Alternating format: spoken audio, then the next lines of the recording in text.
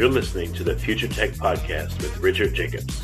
Future technologies such as artificial intelligence, stem cells, 3D printing, gene editing, Bitcoin, blockchain, the microbiome, quantum computing, virtual reality, and exploring space are much closer than you might think. In fact, many early versions of these technologies are in play right now, and the companies that are using these technologies are the focus of this podcast. My goal for you, the listener, is to learn from these podcasts. You may very well learn something that may change the course of your life for the better, steer you towards a new career, or give you insight into addressing a thorny medical problem. Remember, this podcast and its content is informational in nature only. No medical, tax, legal, financial, or psychological advice is being given. If you've enjoyed the podcast, please listen, subscribe, like, and tell your friends about it. Thank you.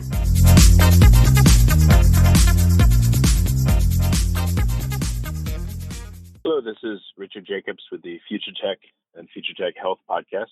And I have Dr. Jake Kushner. Dr. Kushner, thanks so much for coming. I really appreciate you being here. Happy to help. If we could maybe just a brief, you have an extensive background, extensive history, but briefly, what first got you interested in type 1 diabetes?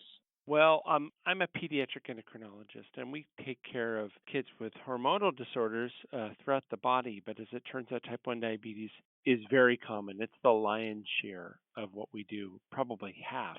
And then the other half is a bunch of other sundry disorders. And as a young physician, when I was training at Boston Children's and Harvard Medical School, trying to learn about pediatric endocrinology, I met all these families. Their children were newly diagnosed with type 1 diabetes. And I just got to know them, and I got to know the problem. And it just seemed really compelling. Like there was a ton of unmet need. And so the more I learned about it, the more I realized that I wanted to devote my career to it. So what's the prevalence of type 1 diabetes in children? So type 1 diabetes is about 1 in 300 children. And so across the United States, there's at least 1.5 million people with type 1 diabetes. Around the world, it's probably easily over 10 million. And then there's a bunch of other cases of what I would call cryptic type 1 or adult onset type 1, where people actually have what they believe to be type 2 diabetes, but they're thin and they don't require that much injected insulin. And in fact, many of them have type 1, they just don't know it.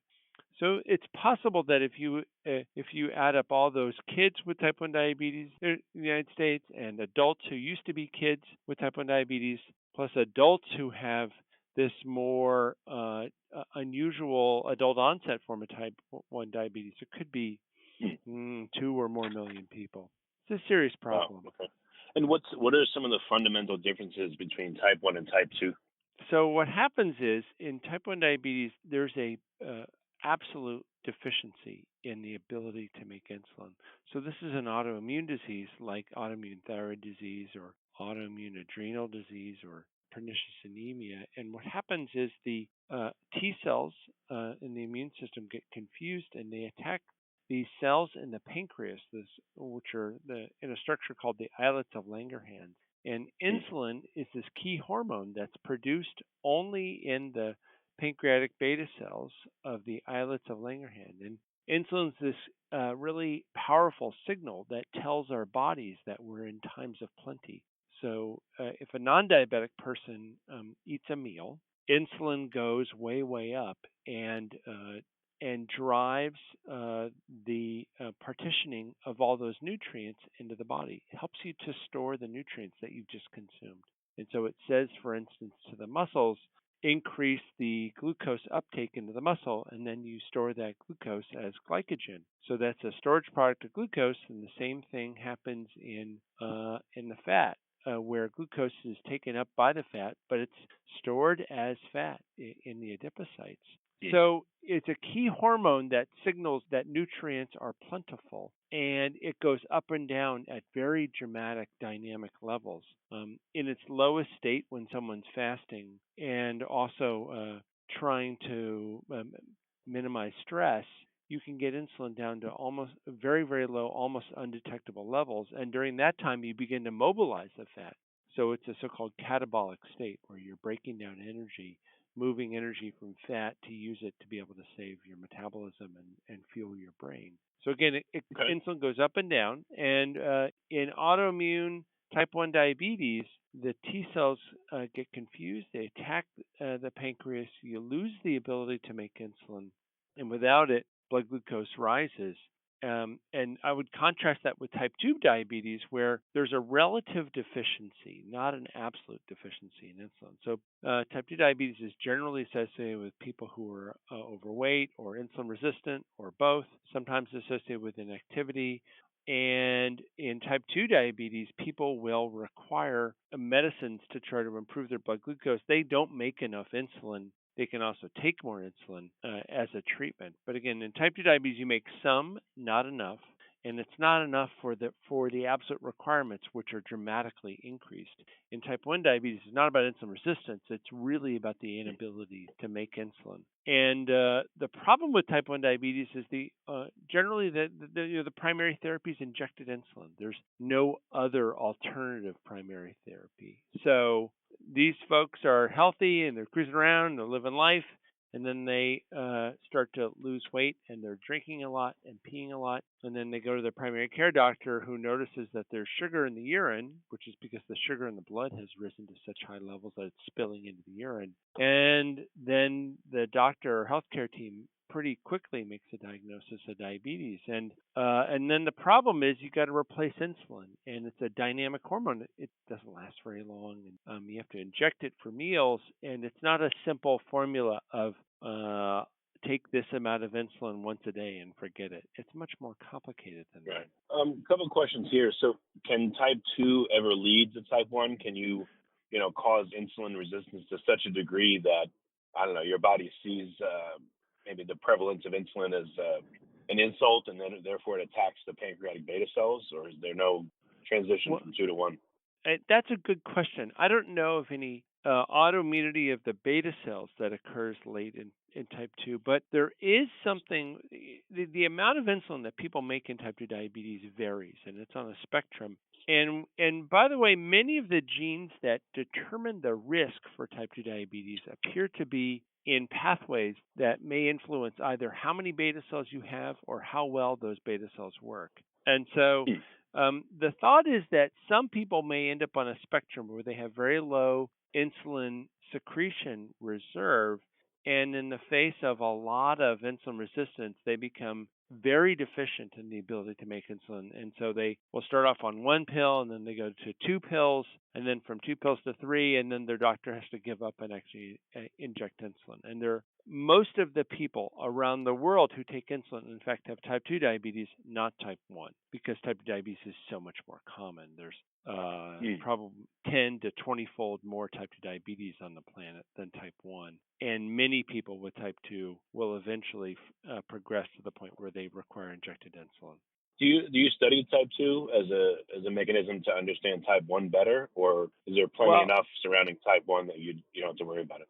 Well, I've been a basic scientist for much of my career and have floated in between all of these questions, but focusing on very basic pathways of how the pancreatic beta cell works. And so I actually trained in a insulin signaling lab that focused on models of type 2 diabetes. And in the process, that lab had made a pivotal discovery, which was that a mouse that's missing a key component of the insulin signaling pathway eventually has a type 1 like phenotype. So it starts off with a type 2 phenotype where it's very insulin resistant, but within a few months, those mice, this is a so-called IRS2 knockout mouse, they lose the ability to make enough insulin, and they develop frank diabetes. And so I was interested in this topic and went to work with my mentor, Dr. Morris White, who was a Howard Hughes investigator at the Joslin Diabetes Center, and just fell in love with the beta cell. And so for the rest of my career, I've been focusing on type 1 and type 2 and even cystic fibrosis diabetes and even canine diabetes, but again, all around the pancreatic beta cell and what it does and how it's maintained and grows and expands. It seems that, type 1 diabetics, they have to be much more careful with everything they eat and how they apply their insulin and what kinds of insulin, et cetera. So it seems like, anyone that gets type 2 should be partnered with someone that has type 1 to learn from them. Yeah, They're like the unintended experts of it after having it for a number of years. yeah, that's right. So people who live with type 1, so again, we sort of alluded to this earlier. They wake up and they will check their blood sugar either with a finger prick or with a continuous glucose monitor, and they need some long-acting insulin, and so they would inject a very long-acting form of insulin, or they might even have an insulin pump that continuously infuses insulin into their bodies, and then figure out some meal and then decide how much insulin that might require, and then they make a whole series of guesses about how much insulin to take over the course of the day. And you can use a little calculator or you can do it in your head, but it's an immense amount of work, and that intensity of care is relentless. And the sad story is that virtually everybody who lives with type 1 diabetes struggles to just because it's so darn difficult.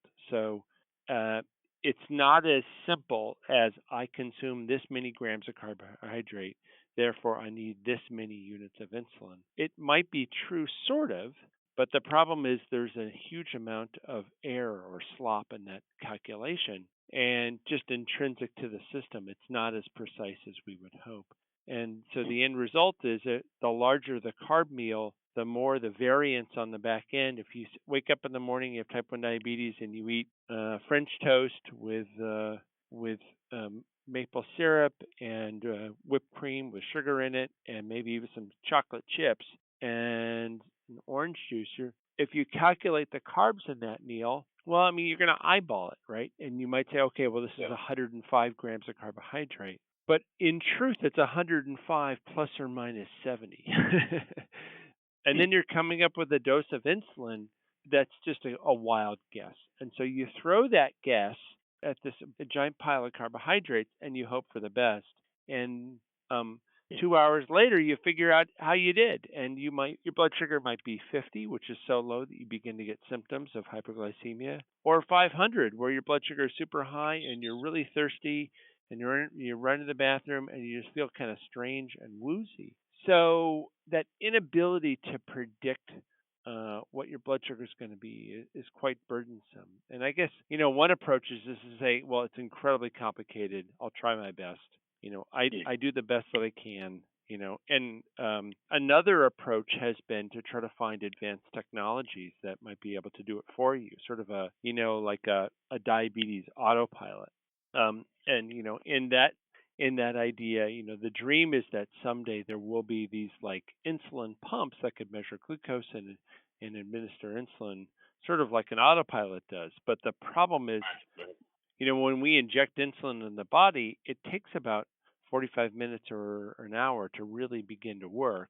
And these novel short-acting forms of insulin might last for 3 hours. So if it's an autopilot, it's probably only going to work if you're driving around someplace where there are no roads, and you're driving really slowly. But if you're driving in an autopilot in traffic and you can only make changes every hour, you're going to get into an accident. So Well, what about why like I've seen apps, for instance, you can put in everything you eat and it tells you the approximate macronutrient ratios.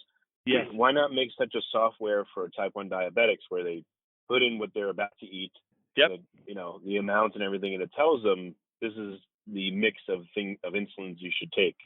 That exists, and they're quite popular. And there are even pumps where you can give the grams of carbohydrate, and it does the calculations for you, and you can so-called auto-bolus. But the problem is it can't calculate the variance. It can't calculate the intrinsic error. And so if the error is plus or minus, if the standard deviation is plus or minus 30 or 50%, then on the back end, after the meal, the variance can be enormous. And it really boils down to this inability to precisely identify the number of carbs or the insulin requirement that's associated with the meal. So what are the variables? One is that if you consume fat in a meal, it slows the absorption. So let's say that the pancakes that I mentioned before have a ton of butter in them, okay? So they're made in lots of butter, and you put butter on top, and then you put whipped cream, but it's not It's not artificial whipped cream, it's heavy whipped cream. Well, that heavy whipping cream and the butter that's in there is going to stimulate a hormone called cholecystokinin, which is going to slow down gastric emptying in your stomach. And so then the carbs don't make their way to the small intestine with the same velocity that they normally would. So the presence of the fat slows down the gastric absorption, and then ultimately you get a situation where you have all these carbs that are sitting in your stomach, and eventually they make their way into your small intestine, and then the carbs are absorbed into your blood. And people who live with type 1 diabetes, they often will tell you that they just don't know what to do about pizza. If you imagine a big slice of pizza after it's been sitting for 10 minutes, there's that layer of orange grease that sits on the top of the cheese. So it's loaded in fat, and you're consuming a lot of carbs, but you're also getting that fat. And when you eat several slices of pizza, you may think you know how many grams of carbohydrate are in the slice of pizza. And even if you precisely know, because you're eating like a frozen pizza, and you know how it's manufactured, you still don't know the effect of the fat. Of course, if you go out to New York City and you order a slice of Ray's pizza, I don't even know who the original Ray was. There's literally, hundreds or thousands of people who make Ray's pizza, and the size of those slices varies from place to place. And it actually probably varies from slice to slice within the same pie, because if the guy gives you a generous piece versus sort of cuts you a slightly smaller slice. And then there's also differences in physiology. Yep. There's the ratio of the cheese to the sauce, and if you're eating a complicated meal, let's say you eat like pancakes with fruit and then with a lot of butter on them, maybe you have like insoluble fiber, soluble fiber, which can change things. Right. Okay, I see what you mean. And the time of the day affects it as well, by the way. And so the insulin requirements were more resistant. Some people are much more resistant early in the morning than they are later in the day. And then stress as well can do it. And stress alone can alter insulin sensitivity, and lack of sleep. So it gets really bewildering because there's all these myriad factors. And the problem is somebody who lives with type 1 diabetes, so they'd like to keep it sort of managed and predictable. They're doing their best to try to use these tools to figure out the amount of insulin that's required. And then you have this weird, frustrating loop where you do your best to try to cover the meal you want to eat and just eat a normal meal like your friends are. And then 2 or 3 hours later, your blood sugar is wacky. And again, you can't predict if it's going to be perfect or slightly off or way, way off or which direction. And that could happen when you're driving on the highway or about to stand up and give a speech, in front of your boss, or go out on a date. And that uncertainty really weighs very heavy on people with diabetes. And I'm sure the cycling of the blood sugar levels, from very high to very low, stresses a lot of elements of the body and causes disease and all kinds of other issues. Yeah, there's actually some speculation that diabetes complications themselves could be the product of these intermittent spikes in blood glucose. And in general, believe that the higher the blood sugar, the higher the rate of complications. We know this from type 1 and type 2 diabetes. But there are some weird descriptions in the literature of when you expose cells briefly to large amounts of glucose, you can actually see long-lasting changes in gene expression. And so the thought is there may be some chromatin memory and epigenetic changes in the cell that predispose you long-term to diabetic complications. So one really interesting question goes, is it the spikes that you want to try to avoid to prevent complications? And we haven't discussed complications yet, but the complications for diabetes are primarily cardiovascular, heart attack, stroke. But these other very serious complications also occur, including diabetic retinopathy, which is the number one preventable cause of blindness in the U.S., as well as diabetic nephropathy or kidney disease. And it's a very common cause of kidney failure. And then, unfortunately, amputations and injuries, as well as peripheral nerve problems, as well as a host of other problems in the GI tract. So these complications are really scary. The exquisite level of control that healthy people have with their insulin. Yeah, the pancreas does an amazing thing, right? Because even before we eat a meal, when you're just thinking about food, there's actually a priming that occurs, and your pancreas is revving up your system to begin to metabolize the meal. And when you smell food and you're thinking about food, you're already starting to make a little bit of insulin. And by the time you chew it, your insulin is actually beginning to spike. And there's a whole elaborate system to coordinate the amount of insulin that's produced in the gut. There are these amazing signals that come from the gut, the so-called glucagon-like peptides and GLP-1 and GIP-1. And these things literally sense nutrients in the gut and tell the pancreas to make more insulin. And so all of that elaborate symphony is required to metabolize nutrients. It's incredibly ancient. It's evolved in our bodies over hundreds of millions of years and or billions of years, and yet when we try to replace it with these static tools like measuring glucose and measuring insulin, it just doesn't work very well. It's a crude replacement. What is the typical response of a healthy person to a meal? What does the insulin look like? The reason why I ask is you mentioned there's short acting, there's long acting. Mm-hmm. Does the body produce different types of insulin, and how does it orchestrate a response to a meal? So our body produces only one type, but there are different descriptions of the insulin secretion. So we dribble a little bit of insulin into our blood continuously, and the beauty of our own pancreas, a non-diabetic pancreas, is it's secreted directly into the blood. So it's an endocrine organ, and the insulin that we make lasts only for a few minutes.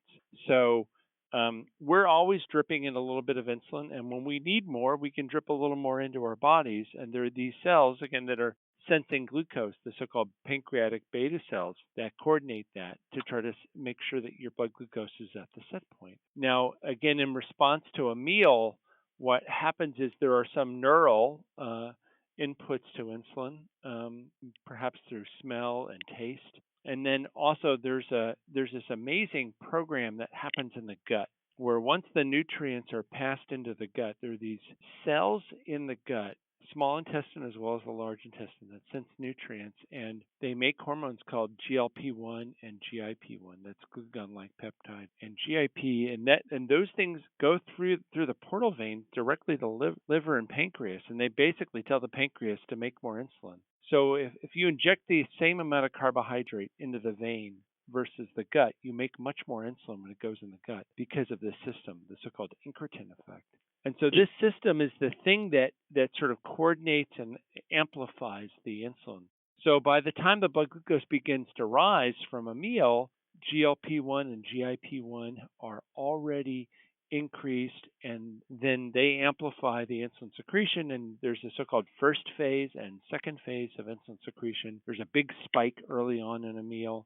It's unclear whether that always happens or if that's only an experimental anomaly when you inject glucose or you give a bolus of glucose in the gut. But there is a first phase and a second phase. There's these like a big wave and a small wave.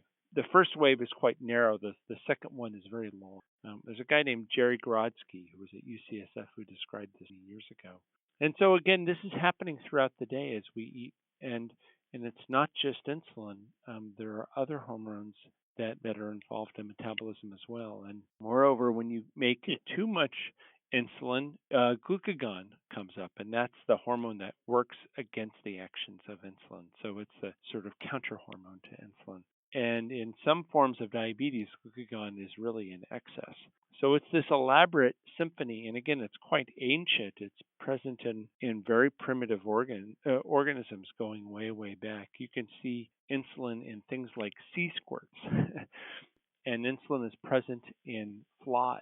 I have a close friend who's a type 1 diabetes researcher who discovered these insulin-like peptides that are present in the fruit fly. So all of this stuff is highly conserved, and again, these are these fundamental primal signals that tell us what direction our metabolism is going, either building up metabolism, which is anabolic, or breaking it down, which is catabolic. And when we're anabolic, insulin is the driving hormone for this. All right, I have a question here about the pancreas. Does it make insulin on demand, or does it also have a storage form of it that it calls upon? Yeah, that's a great question. It turns out the pancreas So what happens with insulin is within these pancreatic beta cells, if you look at an ultrastructural level, you see that there are crystals of insulin. And insulin is packed into this tight matrix, very tight lattice work of a matrix. And it appears to have genetically evolved so that it can fit into this matrix super tight. And there's like this crystal lattice, and zinc is part of it, and it gets packed into these tight little crystals, and then those crystals are basically thrown into the blood like salt crystals, and then they dissolve over time. We maintain over a week's worth of insulin in our bodies at any one time, and we're constantly producing it. But much of the dynamic capacity actually happens from secretion of pre-existing granules. You don't need very many to really change the blood glucose. It's a remarkable system. How many crystals to store up? Is that informed by what you eat, and does that change over time? Yeah, in general, a lot of that is directed by a pancreatic transcription factor called PDX1, though there are many others that do this as well. Now, there's something else called MAF-A, and there's something called MAF-B, and there's a PAX transcription factor, there's something called ISL. So there are these things that nuclear encoded transcription factors, and what they do is they're these proteins that together can act to direct production of particular genes. And the insulin promoter has been studied in diabetes research for many, many, many years, most famously by a scientist named Bill Rutter, who was at UCSF many years ago. And he noticed that the pancreatic beta cell made more insulin RNA in response to increasing glucose, and began to try to figure out what are the factors that are directing gene expression. And fast forward decades, a lot of the things that bind to the promoter of insulin have now been cloned, and again, PDX1 and many of these other transcription factors. And what they seem to do is they work in these reinforced networks where one directs the expression of another, which directs expression of another, which directs expression of another. And in aggregate, they define a mature beta cell. And these transcription factors represent the difference in between a beta cell and, say, an alpha cell, a cell that makes glucagon. Though oddly enough, you can experimentally perturb beta cells or alpha cells and get them through extreme manipulation to start to show phenotypes that are closer to each other. But a lot of these mature, very specialized cells have these unique transcription factors. And again, what's cool about it is the beta cell is sensing glucose as well. So those transcription factors are not just responding to glucose, they're also reinforcing the mature phenotype. They say, this is who we are. We are a beta cell. This is what we make. We make insulin, we sense glucose. So all the things that would define a beta cell, like glucose sensing, all of those apparatuses are also under the control of these key transcription factors in the pancreas. So have scientists studied the structure of the beta cells of people that have passed away that had diabetes? Yeah, we've done this in my lab, and many other people have as well. I've done this. I've published on this now for many years. I've been collaborating with a scientist at the University of Florida. His name is Dr. Mark Atkinson, and he runs a really important project that was funded by the JDRF called NPOD, which is basically organ donors of people who have diabetes. And it was a really visionary idea. Dr. Atkinson realized that there were things we could only learn about type 1 diabetes by actually getting the pancreas of people who had died. And so he began this organ donation project, and fast forward some 12 years, and it's been an enormous success. And so now there's this huge collection of tissues from people, from either those who had type 1 diabetes or type 2 diabetes, or non-diabetic controls across a range of ages. And my research lab and labs all around the world have been studying these tissues. And so we carried out a huge project that took us almost 10 years. That was published a couple of years ago in JCE&M. And we just wanted to know how many beta cells are around in the pancreas of a person with type 1 diabetes? And do the beta cells go away over time? And is there any possible attempt at making new cells? If they're deficient, is the pancreas trying to make new cells? And so we looked at this using, of course, it's a static system. You can't move forward in time. You have basically dead tissue under the microscope. But we tried to look for markers of new cells, and we use markers of cell cycle entry or cellular proliferation or mitosis. And what we found was there was very little attempt at making new beta cells. And we also looked for evidence of stem cells in the pancreas by looking around the pancreatic ducts and trying to find new cells that are sort of spitting off from what might be like an embryonic origin, and we couldn't see it.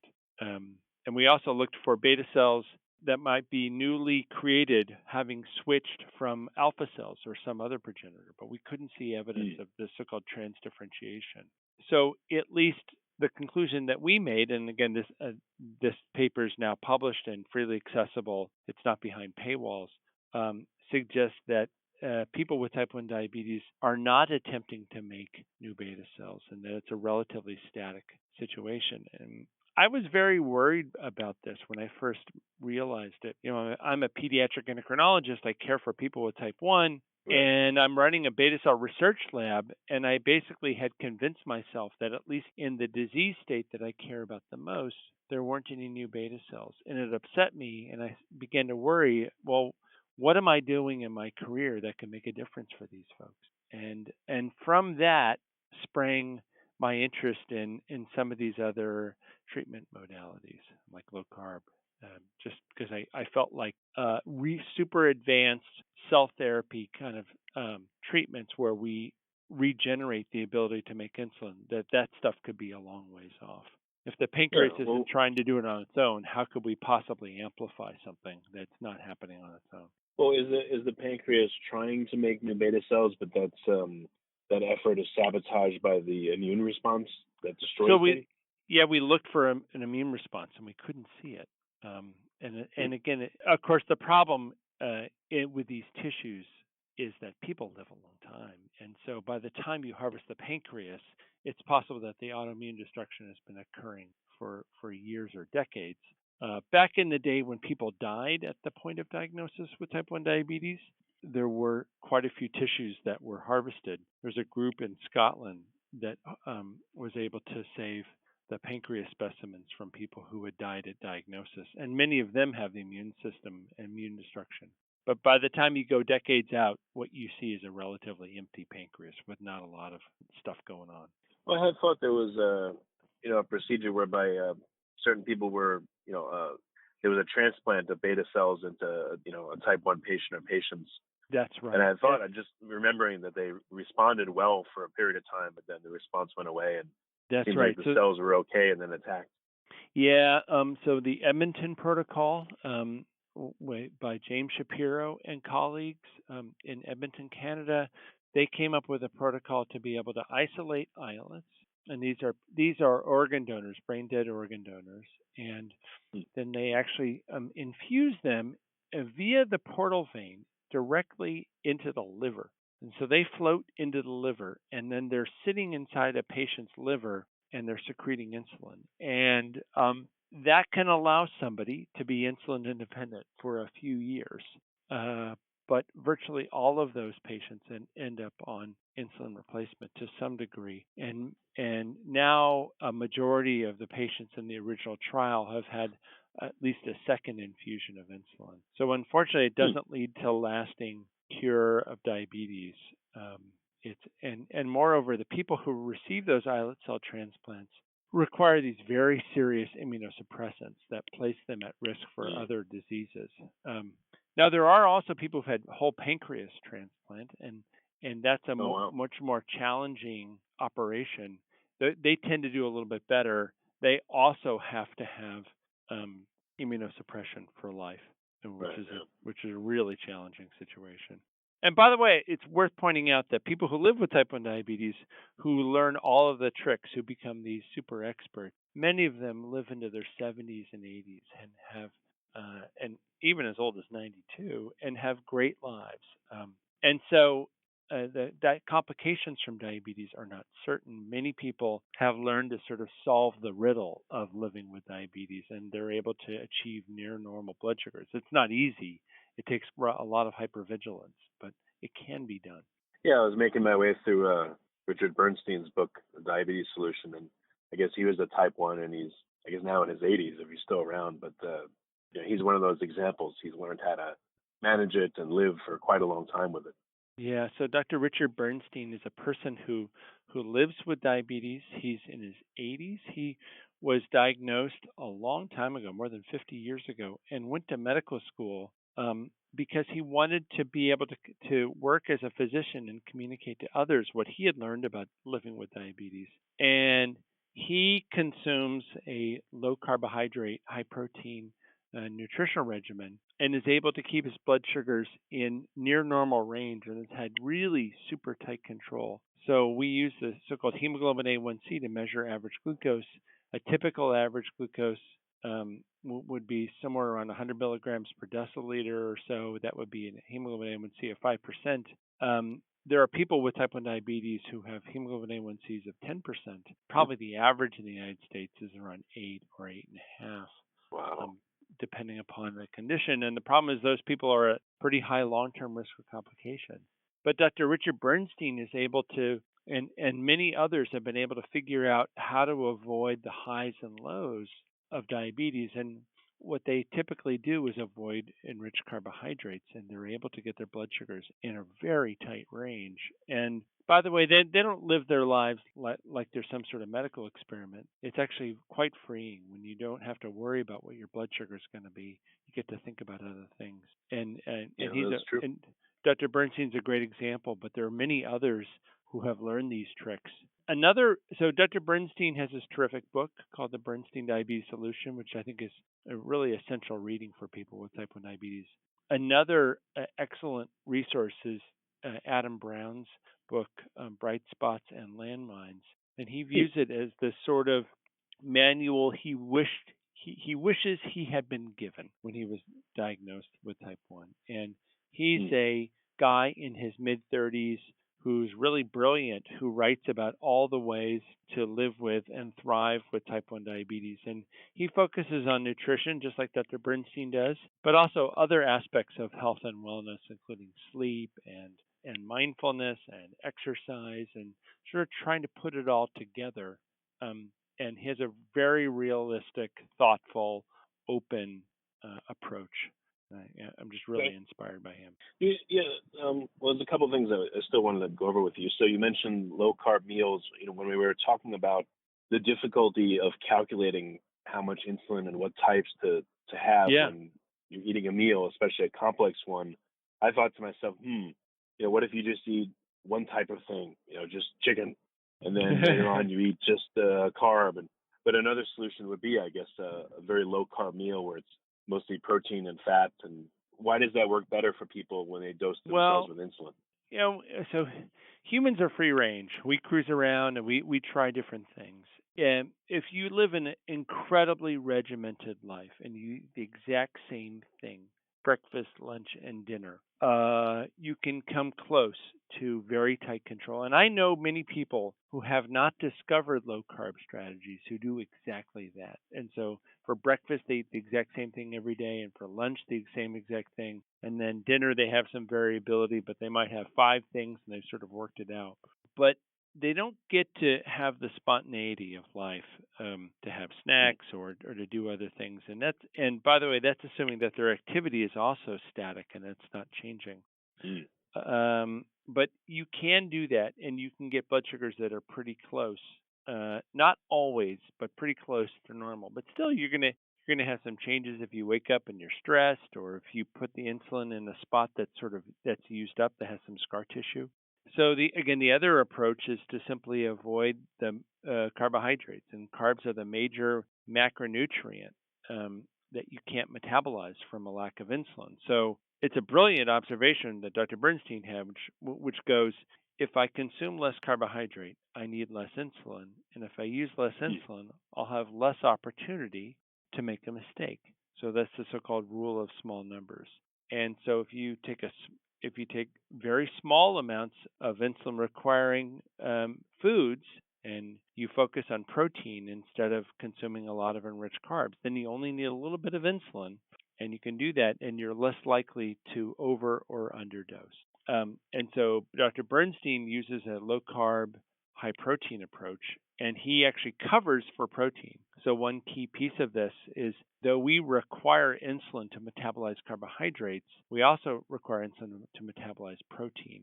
And if you switch from a 70% or 50% carbohydrate diet to a diet that has quite a bit of protein in it, the excess protein will turn to glucose on a 60% ratio. So if you consume at a meal 100 grams of protein, that's effectively 60 grams of carbohydrate. And moreover, the absorption is completely different than glucose. It could be absorbed over 8 hours. So it's a little bit unpredictable, and it requires some trial and error. And one common mistake that people with type 1 diabetes who try out low carb can have is they will go from eating high carb meals and lots of insulin to simply eating, say, a steak and some salad, but then they won't cover the steak with long-acting insulin. And the problem is that, if you had, say, spaghetti with low-fat spaghetti sauce, and that meal would be almost pure carbohydrate, and that it would be absorbed fairly quickly within 1 to 4 hours. But if you sit down to, say, for instance, a giant ribeye steak, that's going to be absorbed over 8 or 10 hours. And so coming up with a dose of insulin for that big bolus of protein is a little bit tricky. What Dr. Bernstein does is he uses an intermediate form of insulin called human regular insulin instead of the modern short-acting insulins. But what a lot of people do who are on pumps or have short-acting insulins is they'll split up the dose. They'll take half now and half 2 or 3 hours later. But it requires some calculation and some tricks. But again, what happens when people start to play around with this is they start to discover that they can get their blood sugars in a much more normal range. And the best way I found to do this is to just do a low carb weekend where you start on a Friday and you do low carb all the way to Monday morning, and plan out your meals beforehand and figure out the kinds of things you'd like to eat. And then on Monday morning, sit down and ask yourself, how do you feel? And was the weekend easier? Do you feel better? And moreover, were your blood sugars better? And what I often hear is that people's blood sugars are much better. They're in a tighter range, and they feel like they have less volatility. It's less upsetting to them. And moreover, there's a much lower stress level, because lacking that volatility, people start to just live life and forget about the highs and lows and the anxieties that are associated. Yeah, because I pictured myself being I'm not, but pictured being a type 1 diabetic. I mean, everything you do, it must consume your thoughts all day long, all night long. Everything you do. Am I going to exercise? What am I going to eat? When did I eat last? How do I feel? Yeah, and I think of that as the cognitive load of diabetes. It's the burden. It's what is required to keep driving down the road with diabetes. And for some people, it's near constant, and they never get a chance to just think and breathe. And we in the medical profession often have this distorted view of people with diabetes that it's, quote, simple or, quote, pretty easy. And the reality is people with type 1 diabetes try incredibly hard. It's just that the tools that we provide them are quite ineffective. And so when they don't work, it's stressful, and it requires all this calculation. The analogy that I often use is it's sort of like these people who are constantly checking their email on their phones. Right. And if you're talking to them and they're sort of looking down at their phone, and then they're looking back at you, and then they're looking down at your phone, that level of engagement in another activity is just incredibly distracting, right? If I do that around my wife, she'll be like, "So, are you going to talk to me, or you're going to look at your phone?" But imagine if the thing that you were looking at was not your phone, but you're thinking about diabetes, and you're thinking about your blood sugar, the fact that it was 157 with an arrow going up 15 minutes ago, and you're thinking, well, maybe I'll check my CGM again, or I'm worried it's going to keep going up, or what should I do, or maybe Right. I should go for a walk. And we don't spend enough time talking about the cognitive sort of aspects of living with diabetes, both type 1 and type 2, but I think it's incredibly important. And from my Yeah. perspective, it's probably the most important thing, because when you feel better and the tools work, you're able to reduce that burden and also at the same time improve your glucose control. People should be focusing on feeling good Right. Living the first life. and foremost. Yeah, it seems like the medical profession, and I know everyone's worried about low blood sugar all the time, but not nearly as much about versus high blood sugar, and that seems to push people in a direction where they have to worry about constantly having food, keeping their blood sugars up, even if it means having more carbs than they normally should. It seems like there's that bias. I don't know if you observe that. Well, certainly in the hospital, the nurses love to, quote, run their patients sweet, which, from what I can tell, means a fear of hypoglycemia. And of course, the real problem with somebody whose blood sugar is high is that people actually have a higher risk of low blood sugar who are routinely running high. And the reason is if you're floating around 200 or 300 milligrams per deciliter and you use a big dose of insulin, it's easy to overshoot and to end up running low. It's like trying to land a helicopter at high speed from 10,000 feet. Eventually, you got to slow down. And so it's easier if you're relatively close to the ground. From my perspective, it's all about reducing volatility. That's the key. And Right. again, you reduce volatility by, first of all, you have to measure it. You have to have continuous glucose monitoring. And Dexcom G6 is one way to do it, but there are several other FDA-approved devices on the market, including the Abbott Freestyle Libre. And for people with diabetes, it's just a beautiful device because it tells you all this variability that was hidden that you didn't even know about.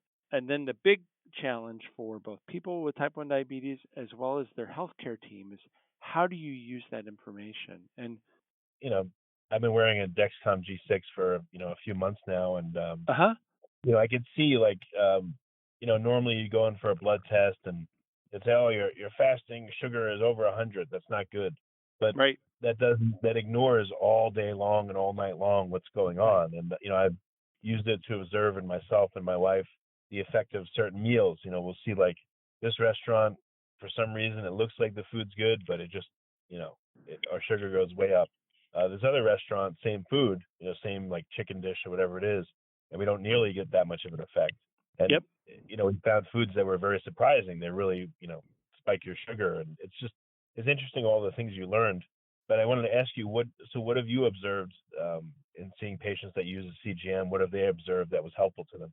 I mean, so it's exactly as you say. There are effects. So first of all, the most immediate thing for somebody with type 1 diabetes is just, is your long-acting dose of insulin appropriate? So if you go to sleep and you're sleeping, you're not awake, you're not aware of your glucose, but having an alarm that tells you if your blood sugar is low or high in the middle of the night is an awesome thing, incredibly helpful. So at a basic level, that's amazing.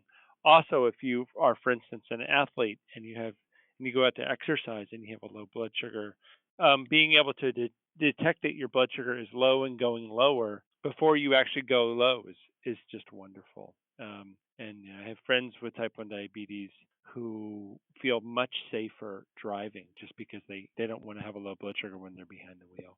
So those are obvious things. But then also in terms of like the insulin doses will change over time. And so being able to come up with the right long-acting dose makes an enormous difference. As far as the meals go, I believe that these CGMs will be incredibly useful for type 2 diabetes and even to prevent obesity.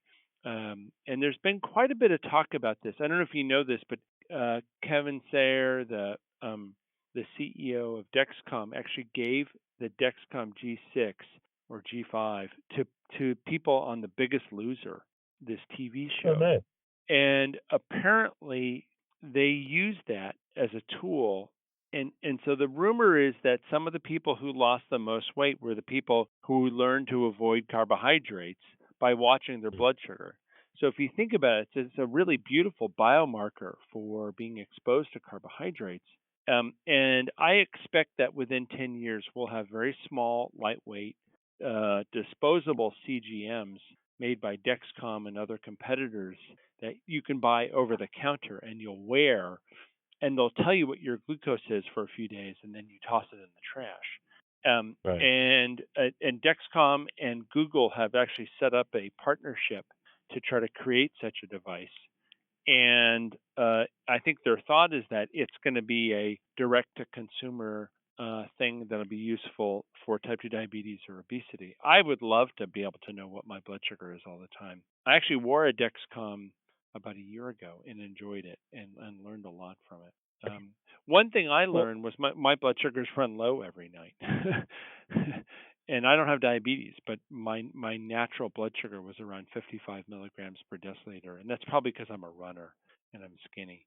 yeah, I noticed with myself that my sugars will go low until about 8 a.m. I get up late, but then they'll start rising and rising, and until I wake up, and they'll stay at a certain level. And no matter what I do, they won't go down until I have my first meal. And then if it's a good meal, they'll go down. And let's say it goes to like 100, then I Hmm. have my first meal, and it'll go down to let's say 80, 85.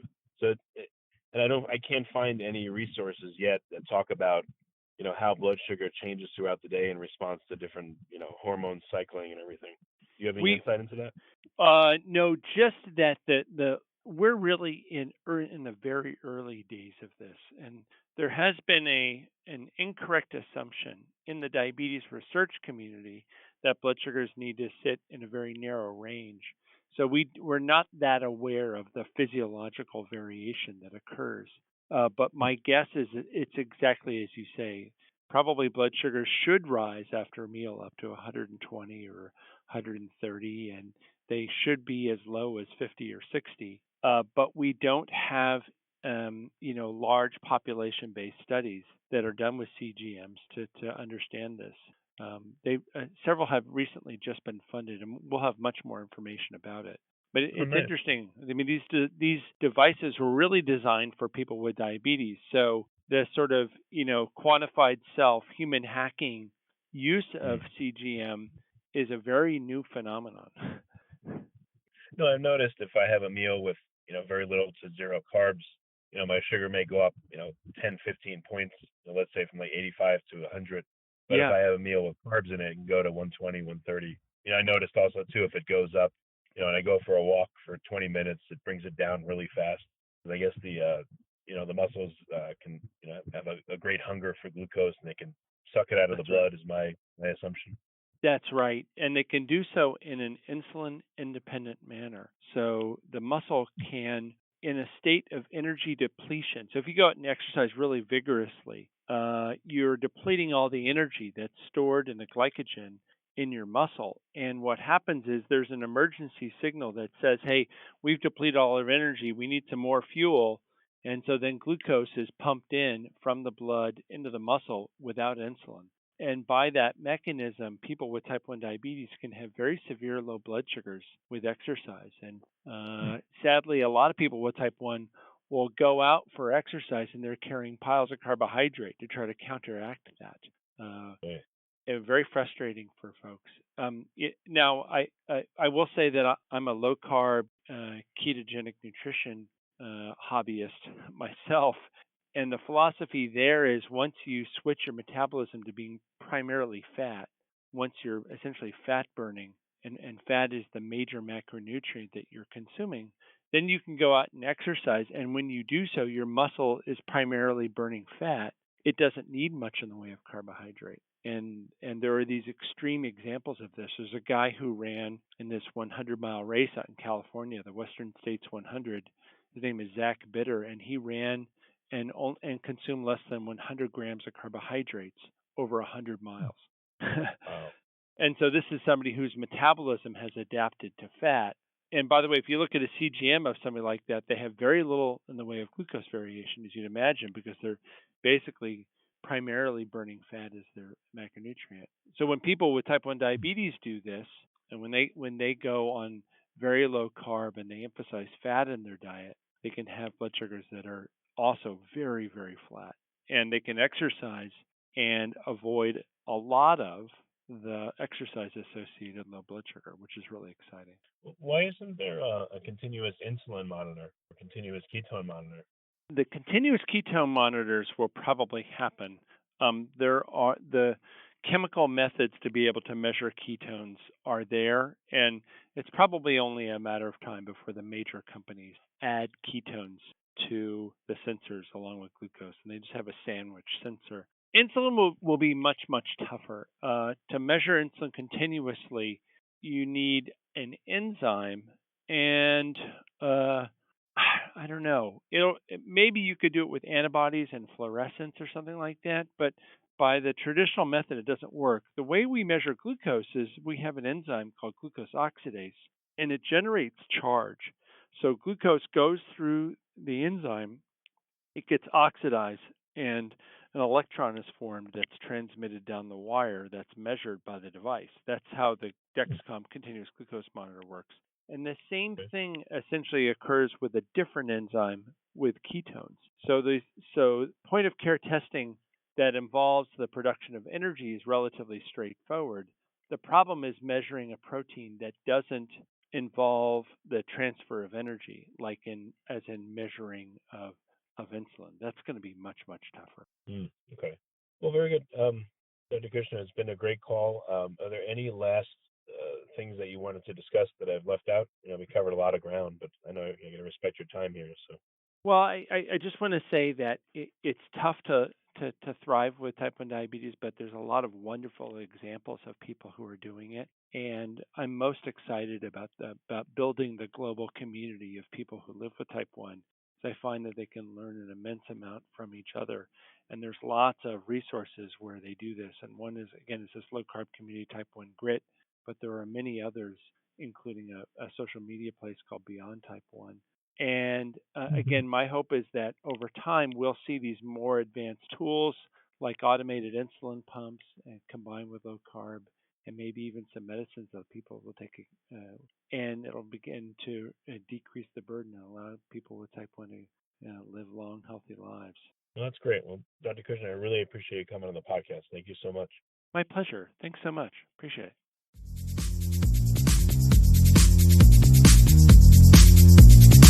You're listening to the Future Tech Podcast with Richard Jacobs. Future technologies such as artificial intelligence, stem cells, 3D printing, gene editing, Bitcoin, blockchain, the microbiome, quantum computing, virtual reality, and exploring space are much closer than you might think.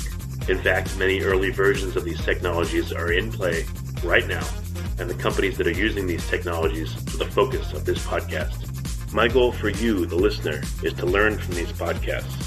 You may very well learn something that may change the course of your life for the better, steer you towards a new career, or give you insight into addressing a thorny medical problem.